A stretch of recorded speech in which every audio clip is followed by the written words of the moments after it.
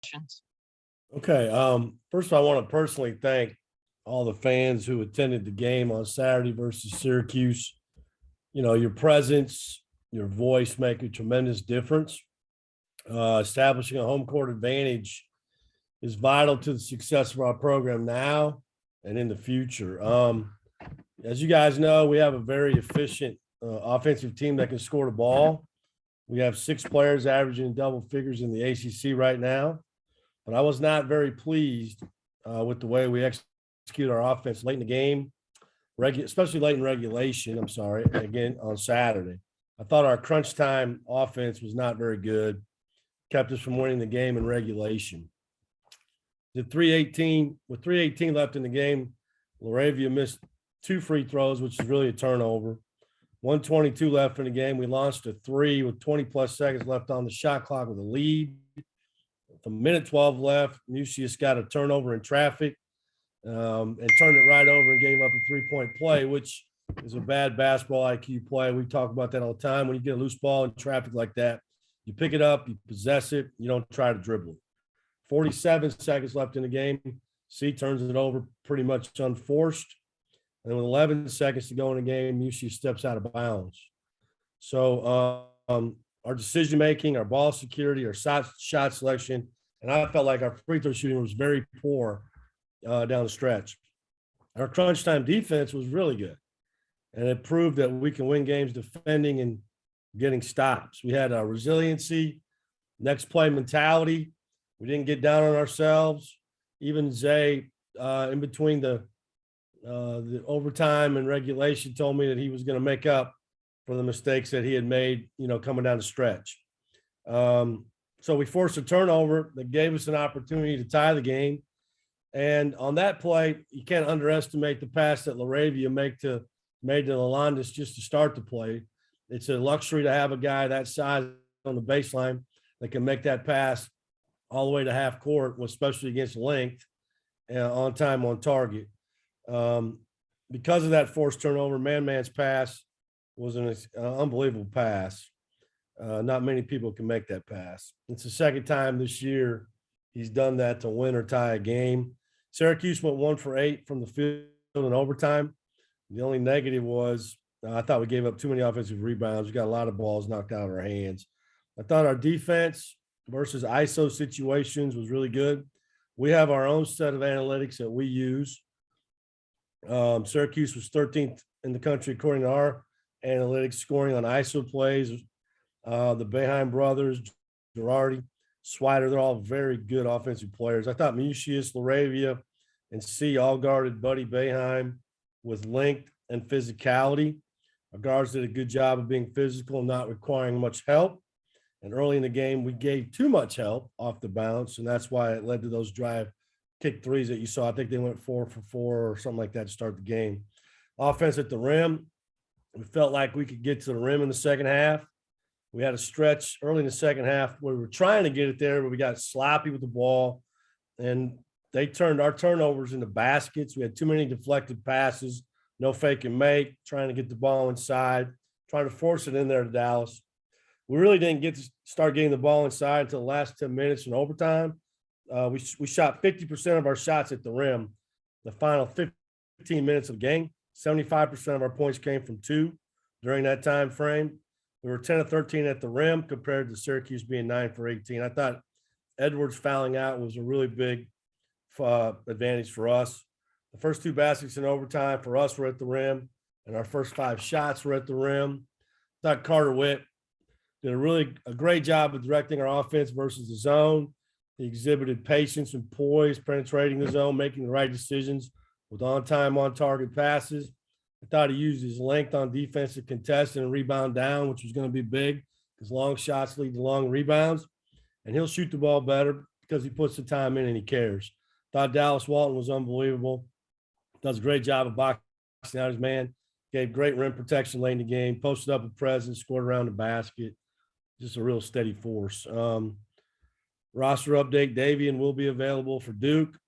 Damari is released for full court practice activities today, but he will not be available to play against Duke of Virginia. I want to say this real quick about Coach K, and I'll open up for questions. Coach K was named the head coach at Duke when I was a freshman in high school in 1980. I can't begin to imagine the amount of energy, the level of commitment, the amount of personal sacrifice it has taken from him and his family to succeed at such a high level as a head coach at Duke for 4 decades. It's unparalleled and it's unmatched. His longevity at a program with the stature of Duke may never happen again. It's not just the longevity, though. There's so much more to it than that, at least in my mind, is the unfailing standard of excellence and the ability to adapt to the ever-changing landscape of college basketball, which we've seen a lot of. This is very difficult to do, and few, if any, have ever done it at the level he has. He's given more to the game of basketball than he has probably ever taken, and I appreciate that the most about him. And the last thing I'll say is I had the privilege of coaching at Tennessee alongside Pat Summitt. Pat had this real distinct aura about herself when you were in her presence that you naturally felt. It was unannounced and unassuming. She never had to announce her greatness when she stepped in the room because you felt it. I feel the same aura, the same presence of greatness around Coach. He sits on the Mount Rushmore of college basketball with the greatest coaches in the history of this game. And with that, I will open it up for questions. Steve, you kind of touched on this after the game and just kind of now. We're at about the halfway point of the regular season. Do you have a good sense? I think you do. You have a good sense of this team's identity and what they do well? Yeah, Connor. And what is it? I think, I really do. I think we're a really good offensive team, and I think the numbers bear that out. I also think that we're gaining and improving on our defensive identity. And I was a little bit in shock. Not that we lost to Miami, because I think they've proven they're pretty darn good. I was shocked at the numbers, the percentages that they shot at our rim. And, I was like, is this an outlier? Is this who we are? And so, this week we got back on track defensively, we got better. I looked it up today. We've played, I think, 8 Division I opponents, 8 high major opponents. Oregon State shot 46, LSU shot 45, Northwestern 37, good offensive team, Virginia Tech 41, Louisville 39, Florida State 24, Syracuse 36, and then you throw that 61 in there. Now that averages out to 41%, So, I've got a good feel. I think that we found this week too, we could play even a lot bigger. We've played man-man at the point, Musius at the 2, Laravia at 3, C at the 4, and Walton at the 5. And I think that'll help us going forward. I think that's a good defensive team. I think it's a good rebounding team, and it's still a team that can score. So I like where we're at right now, but 15 games left, long way to go. We got to continue to get better. When you're looking at the numbers and determining that Miami game was the outlier, did you need the 2 games last week to confirm it, or did you see it before the Florida State game and the Syracuse game? Personally, I needed it. I mean, I'm one of those, I'm from Iowa, but I'm not. I'm from Missouri, the show me state. I mean, we can read all the numbers you want to me. It don't really matter to me. I got to see it. Now, I see it in practice, but you got to get practice into the game. You got to get the game plan into the game. And, we hadn't defended well in the second half against Charlotte. We didn't defend in the second half well against Oregon State. And so, those things were lingering in my mind. And sometimes when you have a good offensive basketball team, they feel that they can just outscore you, and I get it. I like having that problem, but it's not realistic, especially on the road. And so I needed to see it. Yeah. And we went out and did it for sure. Steve, I know you're not going to change anything up as far as getting ready for this game just because of a top 10 teams coming. But as far as, I don't know, maybe making sure the guys are enjoying the swell of excitement around the program. Like, do you put any effort into that this week with a matchup like this one? I don't think so, Ethan. I think the enjoyment comes after the win. and I've always been a big proponent of our players enjoying the win, the moment on Saturday, but that doesn't have anything to do with Wednesday. And so, really, truthfully, I think it would just be the opposite. It would be block out the noise and the things that don't really affect winning and losing, and worry about concentrating on going to school. We started school today. Go to class, come to practice, um, lock in on the scouting report, get your extra time in the gym, take care of your rest and recovery, and get ready to play a game on Wednesday. Every game's going to be a hard one, and obviously Duke is going to be, it's a very challenging opponent. But I don't think the ranking or all the other stuff really matters for us right now. With Davian, can you just kind of give us a sense of Yeah. how he managed to still make impacts and kind of pour his effort that would have gone on the court into other areas while he was sitting out? Well, he couldn't do a lot. He was in isolation, for 5 days. So, I mean, he couldn't really have any impact there. Now, Friday and Saturday, just having him around is obviously important, and not only important for our players, but important for him to be back part of our team. And nobody wants to be isolated at any point in your life. And so, he's a big part of what we do. He's very well liked. You guys know that. He's a really good player.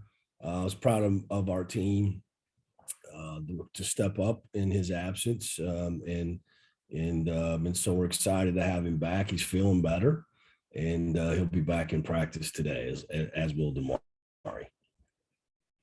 Hey, Coach, I had a couple questions. One, you mentioned the inbounds pass to finish regulation by Jake LaRavia.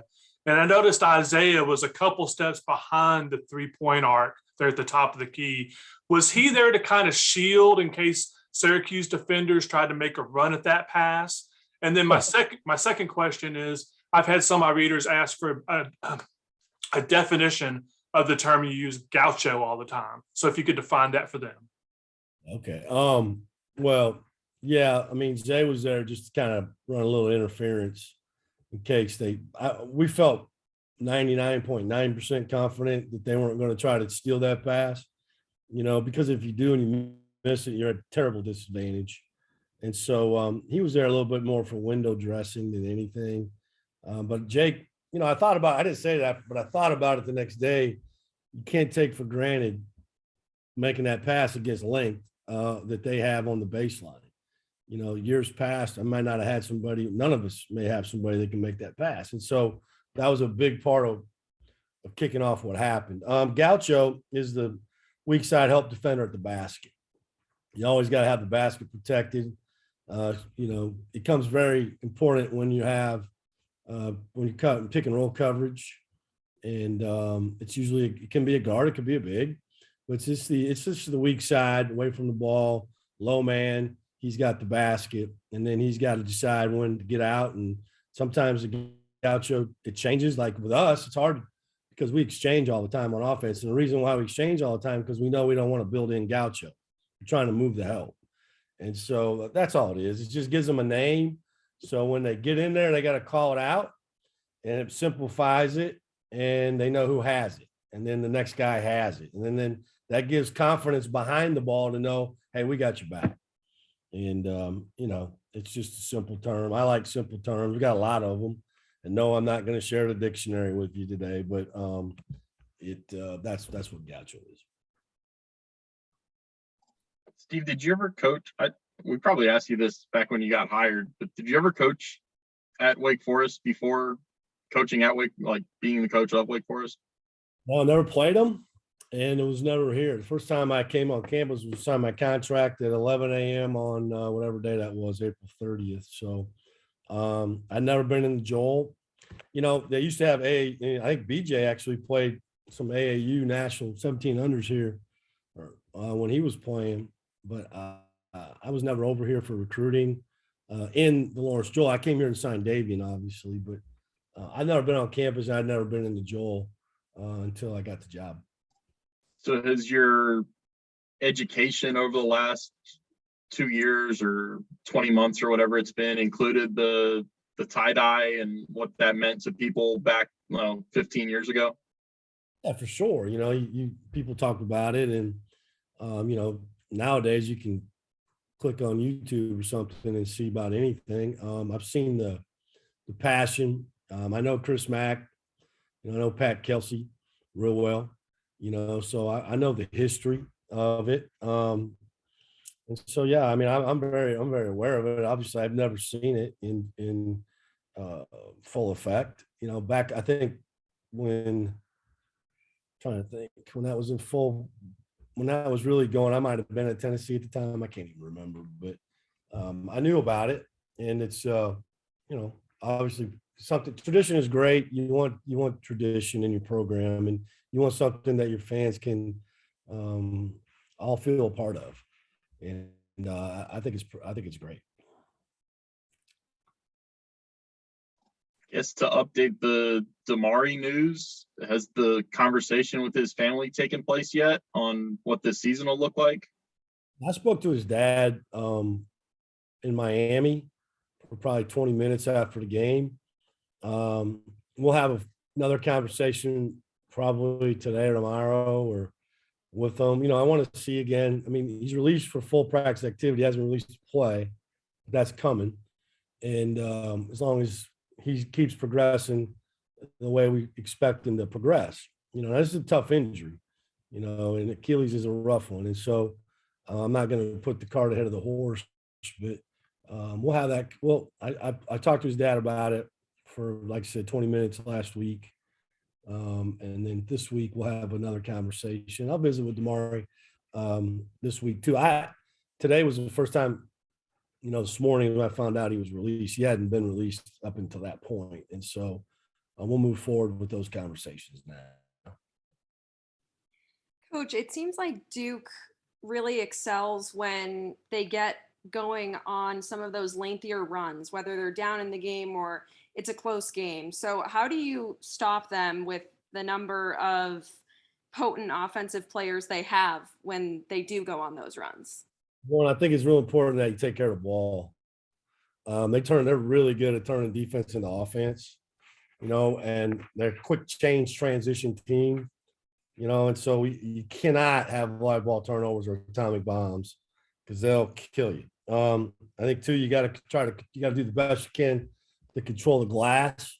They're really good on the glass, as you can imagine. Offensive glass, getting more, possessions. They can really drive the ball. They're a fast-paced offensive team, and so you got to limit the possessions they're going to get by taking care of the basketball and taking care of the glass. Now, we're not going to change the way we play. When we play fast, we're going to try to score the ball too. But I think, you got to really, take care of it. And that I think what happens against them is teams don't, and they really take advantage of that. And they get to the free throw line more than anybody in the country. They're always putting pressure on the defense, and so you can't foul. And so, again, limit turnovers, limit the offensive rebounds, and you can't foul. Anything else for Coach? All right, looks like that's it. All right, thank you. Thanks.